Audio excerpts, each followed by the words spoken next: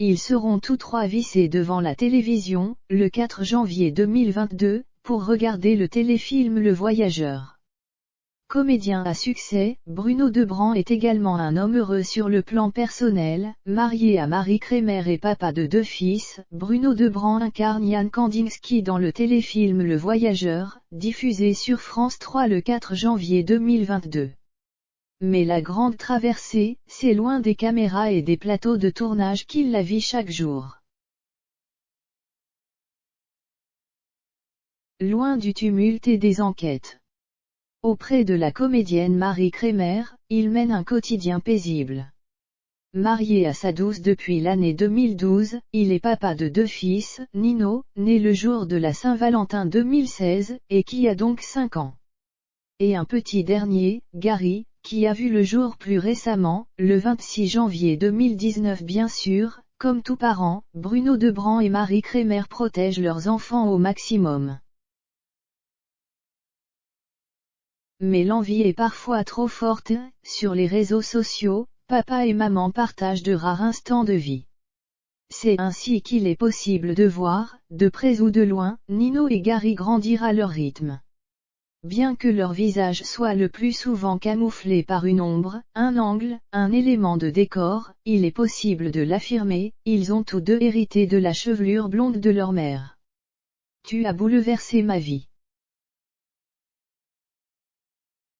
C'est sans un mot, le plus souvent, que Marie Kremer partage des photographies de ses 2 fils, ses sauvages, comme elle aime les appeler.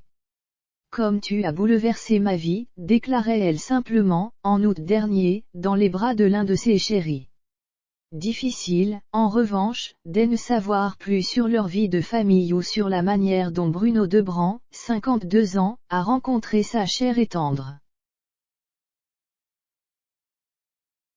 Il faut croire que le héros de la série Caïn, qui a cessé au bout de 6 ans en 2018, a décroché le gros lot en croisant cette beauté belge originaire de Uccle, puisqu'ils partagent les mêmes centres d'intérêt. Ils pratiquent, en tout cas, tous deux la même profession. À 39 ans, Marie Kremer est diplômée de l'INSAS Institut National Supérieur des Arts du Spectacle, et a enchaîné depuis les rôles au cinéma et à la télévision.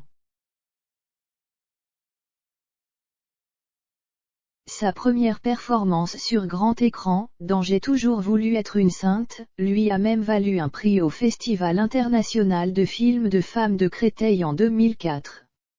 Elle a également été aperçue dans les films Le Couperet, Quand j'étais chanteur en 2006 avec Gérard Depardieu, Dickeneck avec François Damien ou encore dans la série historique Un village français. Elle avait même rejoint son chéri en 2014 à l'occasion d'un épisode de la saison 2 de Caïn. Entre ces deux-là, c'est donc une histoire qui roule.